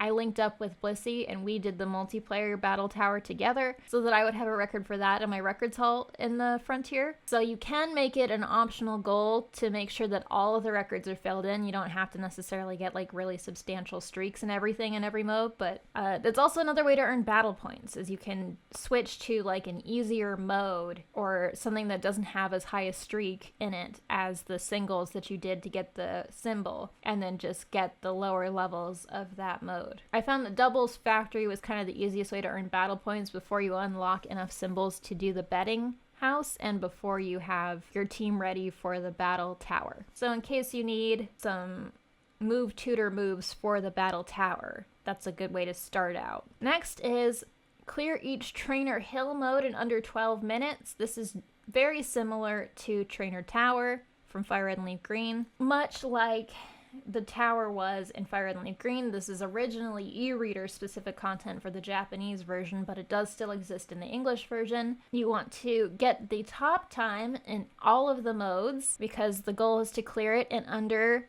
12 minutes. And I mentioned the strategies that you can use to do that when I went over the equivalent facility in Fire Red and Leaf Green. So the main difference between this and Trainer Tower are the modes. Like the Trainer Tower had knockout and single doubles, etc. modes. Trainer Hill just has different difficulty modes, and all of the battles are double battles. But the goal is the same, to get it under 12 minutes. So you want to clear normal mode in under 12, variety mode in under 12, unique, expert, etc. So I have on here, obtain Pokerus is an optional objective. It's optional because you're probably not going to get it. It's extremely rare. It's also not necessary. You can definitely EV train without it. I got lucky and I actually got it in my most recent playthrough of Emerald on the copy that I got from Retro Island Gaming. So that's cool. I'm just bragging. Like, it doesn't help you at all. So the next goal is to hunt for Phoebus the old-fashioned way. So this guide by Flip Flip Shift on our Pokemon has probably the most comprehensive, most optimized possible way you can hunt for Phoebus. Phoebus can only appear in 6 tiles at a time on the surfable water on Route 119. Other Pokemon besides Phoebus can also appear. If you're using a Super Rod, it can only be a Carvana, and there's basically no way to determine which of the 6 tiles contains Phoebus because they are random, but they correspond to whichever phrase the game randomly picks to appear at Dewford Hall. If you manually change the phrase at Dewford Hall, then it shuffles them all randomly. So if you wait enough time for the game to roll over Dewford Hall, and I believe there's a specific percent chance that it can change each day, something like 16% chance it can change each day. So if you let the game change the phrase by letting time pass, then the phrase corresponds to the tiles, and you can actually use online generators to like enter your trainer ID and stuff, and then see which tiles Phoebus spawns on based on which phrase the game picks. Without outside tools, there's a different method to determine which 6 tiles Phoebus is currently on. Now, this can take more than one day, and like I said, the phrase can change if time passes, so it's possible that you can begin this hunt with one set of 6 tiles, and then through the amount of time it takes to find Phoebus, end up with a different 6 tiles, but it'll be okay, I promise. So here is how you hunt for Phoebus on Route 119 and figure out which 6 tiles or, whichever one it's on. First, in Emerald, you want to catch a Gulpin with the ability Sticky Hold on Route 110 and put it at the front of your party. You also probably want to bring a Synchronizer like Ralts that is a plus special attack. This will help raise its beauty faster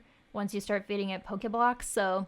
But to find it, you want to have Sticky Hold at the front of your party. Use the old rod to fish one tile at a time, like go down all of the tiles and use the old rod in each one of them. Use a repel to avoid surffish. Fish each tile once, just once, until you get an encounter. If it is not Phoebus, immediately proceed to the next tile, and don't worry about missing a Phoebus tile. If you check all 437 tiles on Route 119 and see no Phoebus, change the trendy phrase to anything else and try again. If done in Emerald, you will likely get about 3 to 4 wild encounters per minute thanks to the Gulpin, and most likely will be done in about an hour. In Ruby and Sapphire, it's worse because Sticky Hold is not an out-of-battle ability. So, this person has a different method than most people recommend.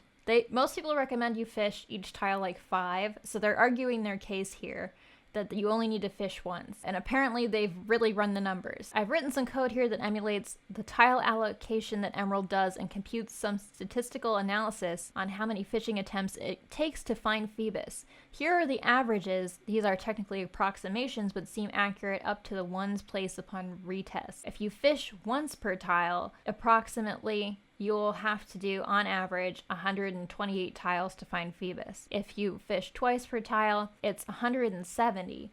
If you fish 3 times per tile, it's 217, and so on. So it actually kind of inflates the number of like other fish you run into if you fish multiple times on each wrong tile. And they also recommend the old rod over the super rod, which most people recommend the super rod because you can only get Carvana or Phoebus, so it's sort of 50-50. Whereas this person recommends the old rod. So most people think that the old rod is not 50% chance because you can find more than one additional Pokemon to Phoebus, Magikarp and Tentacool, but it's apparently still 50%. The old rod has the advantage of immediately giving you an encounter as soon as you get a bite, and with Sticky Hold you'll have a catch rate of over 90% of the time you cast a rod, so you can do 3 encounters per minute. So I guess even with the additional pulls, it's still 50% to get Phoebus. So they are asking if you can actually use the trendy phrase to help catch Phoebus, since it is correlated to like which tiles the game picks for Phoebus to spawn on. But they say no, it's actually not useful, which is a bummer. You can use it to re-randomize the tiles because it can randomly choose fewer than 6 Phoebus tiles per time that you get a new trendy phrase, as low as 3. So some tiles are unfishable and tiles can repeat. So if you didn't find Phoebus, it's more likely that this has happened, so you should re-randomize your tiles. So that's one of the other benefits of fishing only once. So yes, you're going to want to do that. I say another option to have a Sticky Hold is to have the synchronizer,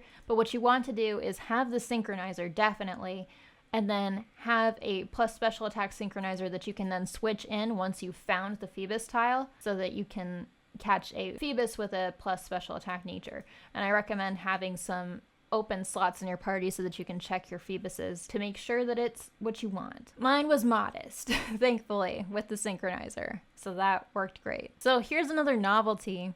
You should play with people in your real life, if you have any, that are also playing Gen 3, because that's one of the best ways to experience Gen 3. Almost all these multiplayer features I've been recommending you do with yourself, because it's just really unlikely that you're going to find another person who's playing Gen 3 on cart. It just is. But if you happen to, you should mix records with them, and you can trade mail with them. And for some reason, if you put a Pokemon in the daycare holding mail, and then mix records, it will give the mail to Pokemon in your friend's daycare. I'm not sure why, but it can. Also, you can trade Pokemon holding mail, which is the easier way to do that. So now we're getting into the novelties. We're finally almost done with Emerald. So this is the first novelty. This is in all of the games, Ruby, Sapphire, and Emerald, but I'm only recommending it for Emerald specifically because we're doing 100% in Emerald. So there's a clerk in Oldale Town, as pictured in this video thumbnail, that gives you a potion. So they say, follow me like a few feet up to the Pokemart and I'll give you a potion. So you follow them and they give you a potion. If your bag is full, then they will say, oh, your bag is full. But then if you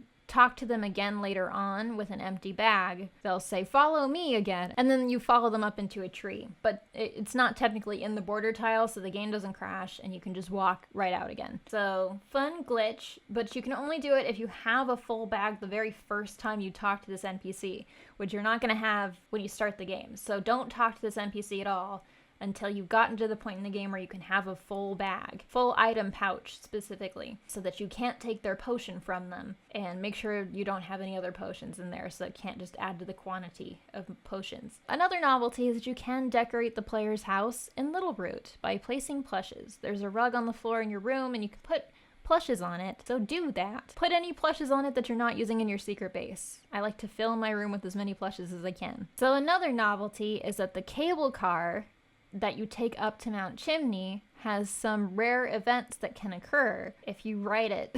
Like, you can see stuff happening outside of the cable car. So it's a 1 in 64 chance that you will see a hiker, a camper, or a picnicker climbing down the mountain when you go out to Mount Chimney. There's also like supposed to be a Poochyena or Zigzagoon that can appear, but due to a programming error, they will never come up in the RNG. So you will never see a Poochyena or Zigzagoon. So on the guide, it says grind the cable car rides in order to see the hiker and picnicker climbing Mount Chimney. Gabby and Ty. Beat them 255 times. So in Ruby and Sapphire and Emerald, after they are defeated, Gabby and Ty will relocate to their next location. After the player defeats them 255 times, they will stay on Route 111 permanently and will no longer move after being defeated. You can still fight them, but they'll just stay on Route 111. But you can consider that beating them for good, I guess. You can consider that the end game of Gabby and Ty. In Satopolis City, there are the competitive brothers who are arguing over whether Seedot or Lotad are better. If you show either one of them their preferred Pokemon and beat the size record posted for that Pokemon, then they will give you an elixir. So the initial record is 19.6 inches in Emerald. Now, I'm also going to tell you the record in my game so you can beat mine. So my biggest Lotad is 22.5 inches, and my biggest Seedot is just barely bigger than the original record. The original record is 19.6 inches, and my Seedot was 19.7 inches, so that's going to be an easy one for you to beat. So in Gen 3, the move Volt Tackle was introduced, which you can only get on a Pichu that was bred from a Pikachu holding a light ball. If either parent of a baby Pichu holds a light ball when the egg is produced, the Pichu will know Volt Tackle when it hatches. However, Volt Tackle is not an egg move and cannot be passed down simply by breeding with a parent that knows the move. The only way for Pichu to hatch knowing Volt Tackle is for either one of the parents to hold a light ball. So to get a light ball in Gen 3, they're held by wild Pikachu as a 5% chance, or you can get it by getting the prize Pikachu from the Japanese Coliseum bonus disc. It's always holding a light ball. So another novelty is to cut all of the grass in Mimic Circle. If you use cut on grass in Gen 3, it removes all of the grass, at least in a 4 square radius around where you used cut. The Mimic Circle, which is on Route 118, is a bunch of NPCs that will mimic your movements in various ways. They have unique movement where they follow your directional inputs, or some just reverse them or mirror them in some different ways. And there are a bunch of bug catchers that only walk around in the tall grass there. Well, if you remove all of the tall grass using cut, then they won't be able to move anymore. So as a novelty, remove all of the tall grass in Mimic Circle, or just ruin their fun. So on Cycling Road, there's a guy at the south exit that times you if you go down Cycling Road with a mock bike. The best possible time you can get is 9 seconds, and you get the best possible reaction from him if you do it under 12 seconds with no collision. I think I have literally never done it with no collision. I am not that good at movement in this game, so try and beat my time and my score by doing it at under 12 with no collisions, or get the fastest possible time at 9 seconds. So in Gen 3, you can actually do some gyms out of order. You can skip Brawly until after Flannery. The only reason you have to do Brawly is to get Norman to battle you, so you can wait and do Brawly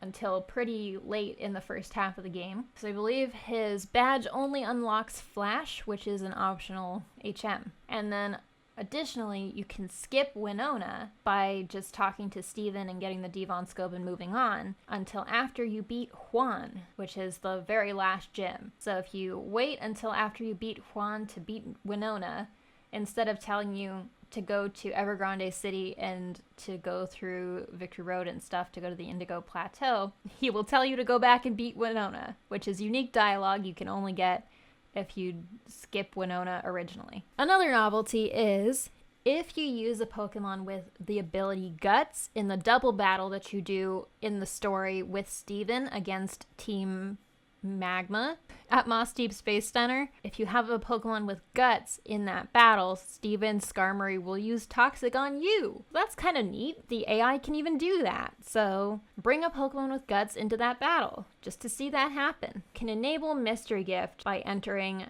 Mystery Gift is exciting on the Petalburg Pokemart questionnaire. You don't really need to do this in Emerald, I think, for any reason. This is sort of vestigial because this is how you enable e-reader stuff in the game. And there's no e-reader stuff in the English version of Emerald. But you can still fill out the questionnaire to unlock the capability. There's no functionality in Emerald at all to use the e-reader. And finally, in Emerald, you can use arbitrary code execution or other distro methods that still exist via like injecting and stuff to obtain the Mystic ticket and Aurora ticket and set the associated event flags, because just having the tickets isn't enough. You need to also have the flags checked to activate the events. The Aurora ticket was distributed in the US, so this is not considered cut content for the English Emerald games. So if you want to do this, you should do it in English Emerald. So that is it for Pokemon Emerald in English. Finally, we are starting the Japanese leg of the games for you to do. So this is primarily in order to interact with e-reader content that you need the Japanese games for, with the exception of Colosseum, which is how you would get Celebi in this gen without other access to it. First up on the Japanese leg of the Gen 3 100% run is beat Ruby or Sapphire in Japanese. You'll need to do this in order to do Series 2 of the Battle E cards, and in order to do the Regidoll cards and send those to a Japanese Emerald game with the Trader NPC. You can make this a little easier by making sure that the trainer ID for the save file is ending in either 4 or 5. But if you need this, for example, to get some of the other old men that you don't have in your other Hoenn save files, then do it that way. You can also use this as an additional secret base for your Emerald, like if you wanted to trade your Blissies over, but you have to mix records with Japanese Emerald first in order to mix records with English Emerald from Japanese Emerald to send secret bases from Japanese Ruby or Sapphire to your English Emerald. Because Japanese Ruby and Sapphire cannot mix records with English Emerald, but Japanese Emerald can mix with English Emerald. Japanese Ruby and Sapphire can mix with Japanese Emerald. There's also some Japanese RS only glitches you can do. For example, there's an easier item duplication glitch if you want to duplicate items. Just, it's out there. Some people use it for RNG manipulation. So the main thing that you need this save file for is the Regidolls, and I believe I explained this in part 1 of the guide. The other thing that you can use this save file for is to obtain Celebi and other Pokemon from Japanese Colosseum to trade to Emerald. You don't need to do this in Japanese Ruby or Sapphire. You can also trade it to any other Japanese game and then trade it to English Emerald. Next is to beat Japanese Colosseum. Also, as I mentioned in part 1 of the guide, you don't actually have to beat Colosseum again if you don't want to. You can copy your English save data over to a Japanese formatted memory card using something like Wii Homebrew, and that will satisfy the requirements of the bonus disc. What I did, though, because my toxic trait is compulsively 100% completing games I hate, is I beat Colosseum again in Japanese completely, and I purified all 48 Shadow Pokemon again because I have problems. There's also additional Japanese exclusive e-reader content with the Double Battle E-Series cards that you would want to do in Japanese Colosseum. So in order to use the bonus disc, you have to meet these requirements. There's 3 prizes you can get from the Japanese bonus disc for Colosseum. The first is Celebi. You have to catch and purify all 48 Shadow Pokemon. Then there's the Light Ball Pikachu, which you get for earning 5,000 Poke Coupons. You can do this by clearing Mount Battle or any of the battle modes. And there's the Master Ball, which you can get for 30,000 Poke Coupons. I didn't get this one. I didn't need another Master Ball that badly. So the Japanese Colosseum bonus disc gives you this specific Pikachu holding the Light Ball, as I mentioned, and it doesn't have any other unique qualities. And here is the Ageto Celebi, and it's not holding anything. They don't even give you a berry with this one. You just get the Celebi. So if desired, you can trade Pokemon over from your other playthroughs through the Japanese games into Japanese Colosseum to make earning the Poke Coupons easier. Or you can do the Double Battle E content, which you should do anyway if you're playing it in Japanese. And that rewards Poke Coupons. So the Japanese e-reader and the Japanese Double Battle e-card content, there are additional shadow Pokemon that you can obtain this way. These don't count towards the 48 requirement of purifying shadow Pokemon in order to get Celebi. So these are just extra shadow Pokemon that you can get if you hate yourself and want to purify more shadow Pokemon for some reason. There's 3 different modes: easy, difficult, and hard. And then the reward for clearing each is a shadow Pokemon. So the reward for easy mode is Shadow Togepi, the reward for difficult mode is Shadow Mareep, and the reward for hard mode is Shadow Caesar. This is Colosseum. In Colosseum, there are no like special moves that any of these know. There's nothing special about them. They're just shadow Pokemon. And then there's also an endless e-card mode in which you can try to get a high streak. Number 9 is to beat Japanese Emerald.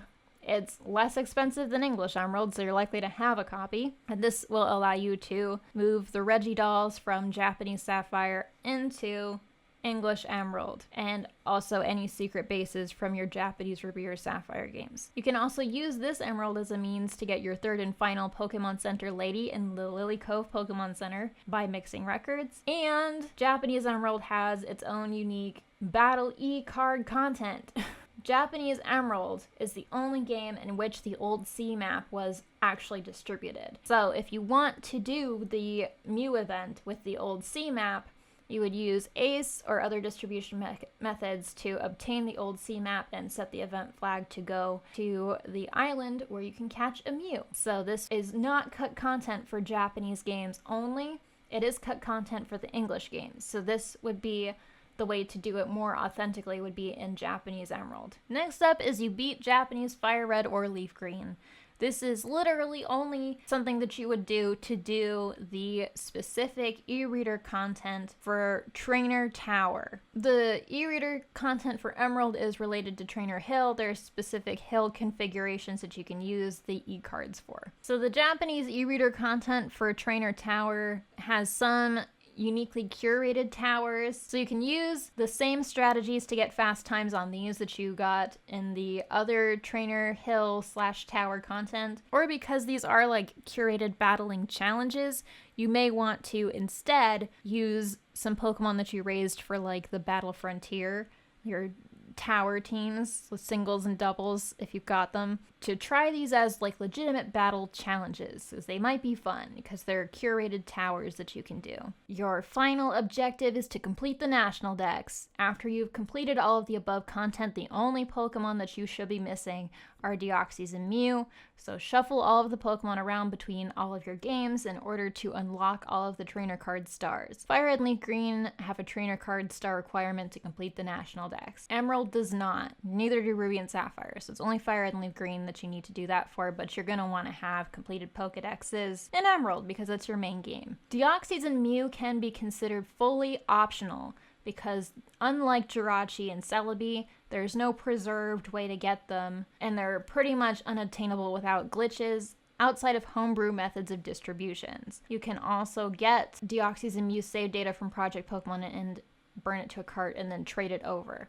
On Project Pokemon, here is a save file with a compilation of all of the Gen 3 event Pokemon, so you could burn this to a Gen 3 game and then trade the event Pokemon over, and it would be like not like fully legitimate, but as legitimate as you possibly can 20 years on for getting these. There's also the individual event Pokemon for Gen 3 that you can get. It looks like they have some e-reader stuff too, which is interesting, and wonder cards and stuff. So since the events in Gen 3 are tied to items and event flags that allow you to go catch the Pokemon, these wouldn't satisfy that. Like if you wanted to do the events and catch the Pokemon yourself, you wouldn't be able to inject that this way, but you would be able to just trade the Pokemon from those events over if that was something you wanted to do. There are some homebrew programs that might be able to distribute the tickets and event flags or Pokemon, such as this one on GitHub that I have linked, that you can use to basically burn a distribution ROM to a cart. Or finally, you can learn how to do arbitrary code execution or glitzer popping, whatever the kids call it. Get the event flag set and get the event Pokemon and go to the event islands and such this way for Deoxys and Mew. Now, This is by Riley K64. This document is linked in the guide. There's also unique documents for the other Gen 3 games, since it's like how you activate the glitch and write and execute the arbitrary code is different for each Gen 3 game. So, but this is the guide for Emerald. I kind of recommend, if you're gonna do this, maybe don't do it on your main save file, because there's some corruption of like boxes involved, like your PC boxes, and you don't want to lose any of your actual Pokemon in this process. Or I think it's fairly predictable, but I've never done it, so I can't actually say for sure. There's some FAQs down here. Now, not to brag, but I think that I personally had the absolute most legit possible way to get Deoxys and Mew. I went to Toys R Us as a kid to get Mew in Gen 3, so I was able to get that Mew. And then also, I went to Japan in 2016 and thrifted a copy of Emerald there that had the movie distribution Mew and the Deoxys from the Mystic ticket in Fire Red and Leaf Green on it. I choose to believe that those are legitimate, since I can't verify it either way. So for me, that is my most legitimate way to get the two for my save file, which is why I didn't do any of these other ones, so I can't really walk you through them. There's burnable stuff you can also do using DS or Wii Homebrew. You're gonna want Wii Homebrew eventually for Gen 4 stuff, so maybe just something to look into. And finally, when you're all done with everything, you can transfer all of your Pokemon up to Gen 4.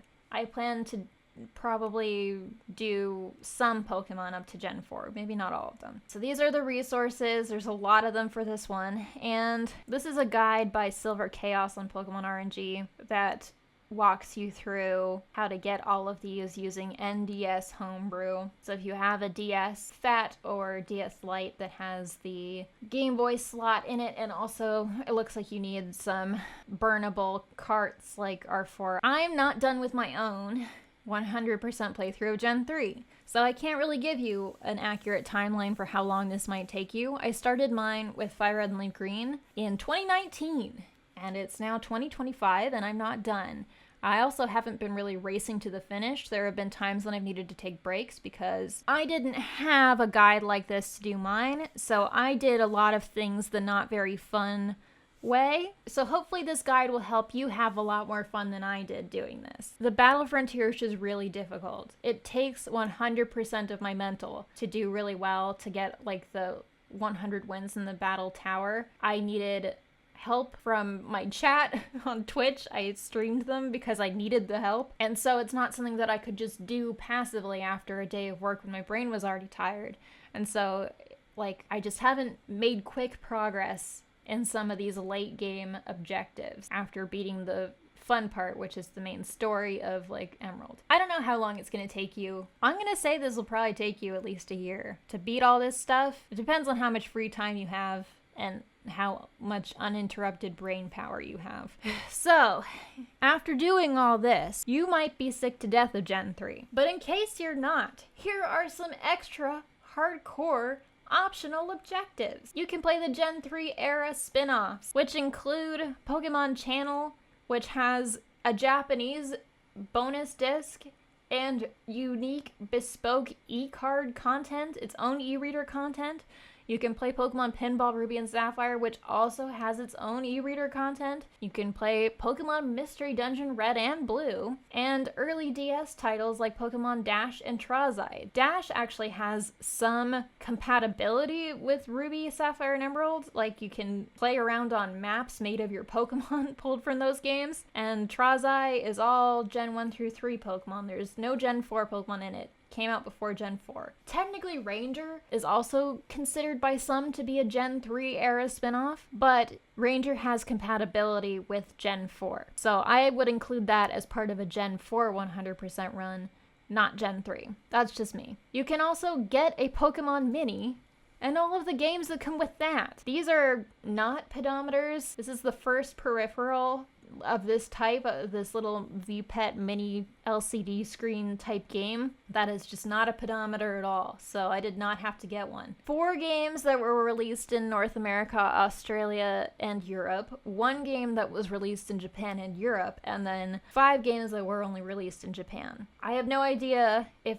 this thing is region locked. I don't own one. And I think some of these games are really rare. So yeah, get a mini, I guess. Enjoy other nostalgic early 2000s stuff. Watch the advanced through frontier seasons of the anime and movies 6 through 9. Reread Pokemon Special Adventures of the Ruby and Sapphire arc. Play other early 2000s games. Watch early 2000s movies. Feed your inner child, or if you were a fetus that was born after the early 2000s and you really are a fetus, consider it an anthropological exercise in imagining what that time period was like historically. Now, in addition to the e-battle series stuff with the hundreds of cards that you need to get to have compatibility with all of the games and all of the spin-off games, there were also e-reader Pokemon TCG card sets in the form of the Expedition base set, Aquapulse Skyridge, EX Ruby and Sapphire, EX Sandstorm, EX Dragon, EX Magma and Aqua, and some promos. Now, some of these cards are really rare. The Skyridge set did not get a wide release. I think this was kind of like around the time that Wizards stopped having the license and Nintendo started to publish the cards themselves. So you can, if you want to, go bankrupt trying to play all the e-reader mini games and like reading all of the dot code content. So some Pokemon TCG cards have 2 strips. The one at the bottom is just Pokedex data, and then the long strip on the side of the card is a mini game. So not all the cards have mini games, only the ones with the long strips do. So there's, I don't know, there's like, I wonder if there's a list of all of the mini games. Oh yeah, here we go. E-reader applications. There's just a list of the e-reader applications. I think I only had the Melody box because it came with one of the movies as a promo Suicune card. Anyway, draw your team to commemorate your playthrough, or commission an artist to do it. Since you will have many playthroughs, you have the opportunity to draw and commemorate many teams. Especially for Hoenn games,